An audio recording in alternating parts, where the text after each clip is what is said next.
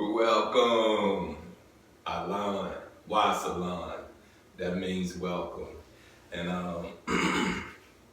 you're with the Nasty Pastor, and I'm back with another chapter reading from Ramses, Volume 1, Series 1, The Son of Light. Well, if you caught the last reading, you know what I mean, I shortened the reading, you feel what I'm saying? And it had some, I hit a point about the sun. You got what I'm saying? And I'm not gonna take up too much time in this reading. You get what I'm saying? This particular reading about that sun again. But do your research. You know what I mean? As I said a long time ago, you need to know whom you're praying to. You feel what I'm saying? You really do. You've been gave your, if you don't know, you will give your soul over to a entity that you shouldn't give it over to. You feel what I'm saying? You shouldn't. I learned a long time ago, playing, I'm not going to really say I was playing with that entity, but, I used to call on that entity to help me do my dirt. And you know what I mean? It come to the point where you need to have a realization that you're getting nothing out of this. You get what I'm saying? You're getting nothing out of this. The first time I called, I got something out of it. I won. The next time I called on, I didn't get nothing out of it. So when I said, won't no wealth grow, won't nothing grow. My wealth came from a elderly man sitting me down, explaining some things about life to me and explaining me, my presence in life. And I put the word I would say, my big man briefs on, went through the struggle and didn't complain, figure how to deal with the struggle. You feel what I'm saying? And I grew wealth that way, in a legal fashion that it can't be taken from me. I got it early. You understand what I'm saying? I got it early due to some mental issues, but that wealth is needed in your life. You need recurring income. I don't care what level of wealth you are on. You need something that is always reoccurring in your life financially. Once again, you know what I mean, you with the Nasty Pastor, you got what I'm saying? Eat this knowledge, eat this wisdom. You get what I'm saying? You get it? At 55, I'm eating from what I scraped. You feel what I'm saying? Yeah, I'm eating from what I scraped. You get it? Don't we go out here in these ditches, in these trenches, and we scrape money? We scrape up money? I don't care if you're begging.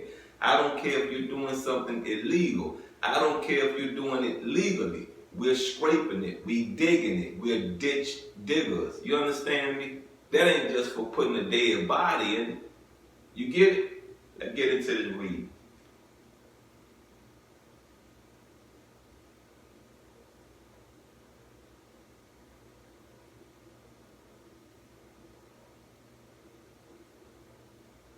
All right. The chief of palace security had intended to hold up his office until New Year's Day, when everyone breathed a sigh of relief, then celebrated.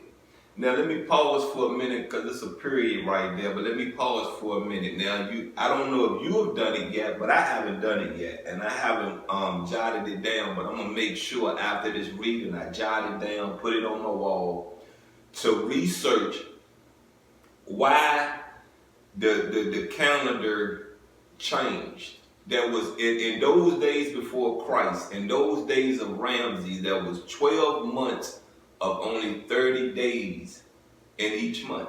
You feel what I'm saying? Now our calendar in this particular time, in this era, since I've been born, I was born in 1970. You got what I'm saying? It has always been, you know what I mean, majority of the months are 31 days. You have maybe about a good 3 to 4 months that has just 30 days, and you have 1 month that has 28 days, or on leap or during the leap year process, you may have That month of February may have 29 days. But let's get back into this. Unfortunately, he had just been summoned by Queen Tua and could not stop wondering why. Ordinarily, he had no direct contact with the great royal wife, receiving his orders from her chamberlain. What would cause her to sidestep the usual procedure? Like most court officials, he was terrified of the great lady. She believed the court should set an example and demanded the highest standards. No one displeased her twice. Come on now, what she was doing? What she was doing? She was putting law down. Now y'all know Tua was one of the six. You know, if I'm correct, and I haven't got to that. I have the book, but I haven't got to the reading yet. The six women that ran it. The six ancient women that ran the world. You got what I'm saying? They didn't just run Kemet, they ran the world. Because if you understand Kemet was the primary source of a lot. You get what I'm saying? A lot. The land was bountiful of natural resources. You feel what I'm saying?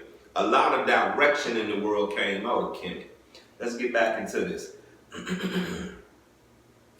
Up to this point, the chief of palace security had enjoyed an uneventful career, climbing through the ranks without stepping on anyone's toes. He never made waves and quickly became entrenched in each new job. Since his appointment to the palace, all had gone smoothly.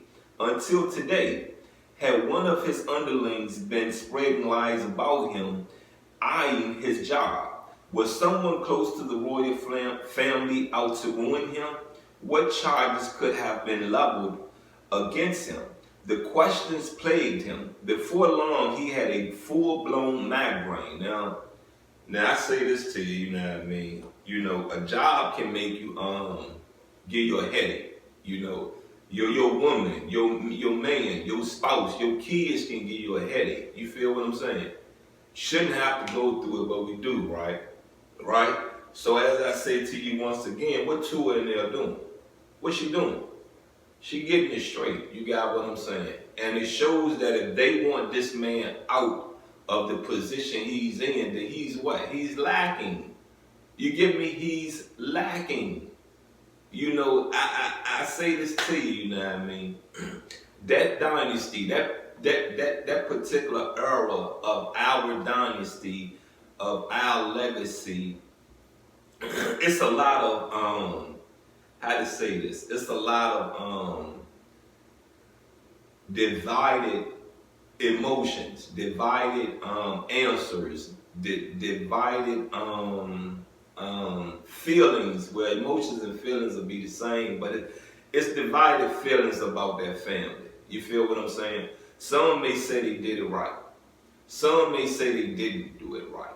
And then when you think about the last reading, you know, you would try. You might well say that, okay, you know, Sekhmet, you know what I mean, is mad at the people of this kingdom and releasing these plagues and doing this and doing that. And when you look at what Moses done, you might sit there and say, well, okay, Sekhmet got to be the demiurge because of what Moses, you know, what the demiurge did for Moses in Kemet, right? No.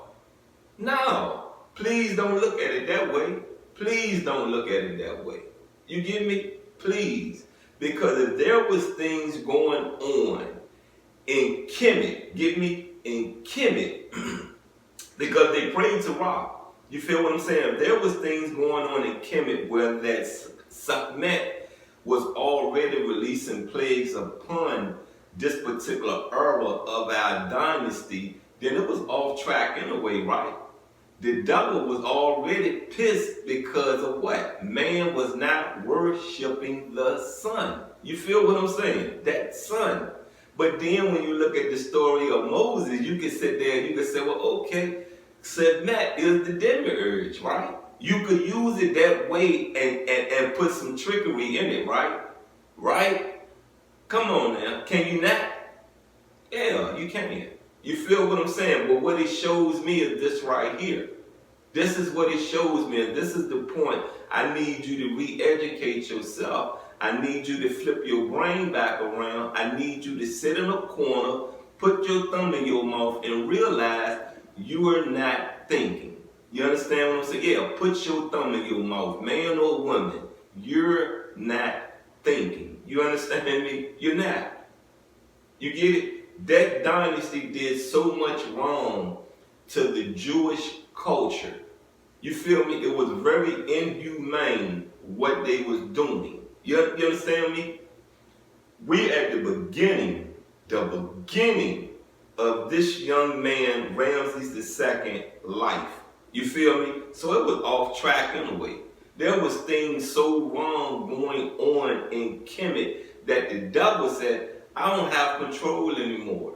And then you turn around and you do this to a culture of people. Come on, man. Come on now. Whom you pray to, whom they pray to gonna rise up. And remember what I said. It's only what? One word. Many messengers. That wrote. Had one of his underlings been spreading lies about him, eyeing his job? Was someone close to the royal family out to ruin him? What charges could have been leveled against him? The questions plagued him. Before long, he had a full-blown migraine. Trembling, one eyelid twitching uncontrollably, the chief of security was admitted to the queen's reception room. Although he was taller, she seemed to tower over him. He bowed low. Majesty, may the gods favor you and keep you. Yes, yes, she interrupted. Please sit down. The great royal wife motioned toward a comfortable chair. The palace official dared not look up. A wisp of a woman, but so full of authority. You have learned, I suppose, that a palace groom was hired to kill my son Ramses. Yes, Majesty. And you also know that the driver who was hunting with Ramses probably did the hiring. Yes, Majesty. You are no doubt aware of the investigation's current status. There's every chance it will be long and complicated. Every chance, strange choice of words, perhaps you would rather not see the truth come out. The security chief hopped to his feet as if stung by a hornet. Of course I would. I wouldn't. Sit down and listen carefully. I have the feeling someone wants the investigation dropped, written off as a simple case of self-defense. Ramses survived. His assailant is dead. The man who hired him vanished into thin air. Why stir up trouble? My son has pressed for results, but the police have failed to turn up a single lead. Something is very wrong here. Are we no better than a barbarian tribe utterly lacking the concept of justice? Your Majesty, you know how dedicated the police are. How? All I know is that they've been unresponsive. I hope it's temporary. If someone is blocking an investigation, I need to know who it is. And you are going to find out for me. You want me to. You have more leeway than the police. Find the charioteer who set the trap for Ramses and bring him in. Now, corruption been here for a while, right? Come on, man. Come on. You get it. Did you process what I read? Corruption been here before Christ. You feel what I'm saying? You get it. Even the police back then was lazy. You feel what I'm saying? And I don't even think they had donuts back then. If they had donuts back then and coffee back then, it would be in this book, right? Somewhere along the line, we would have been read about all that, right? Okay, cool. It shows you the makeup of the man of men. No, let me back that up. It shows you the makeup of man was tainted and corrupted the day that man was formed upon this rock. And if you're going to tell me once again that we come from dirt, then we come from Satan's dirt.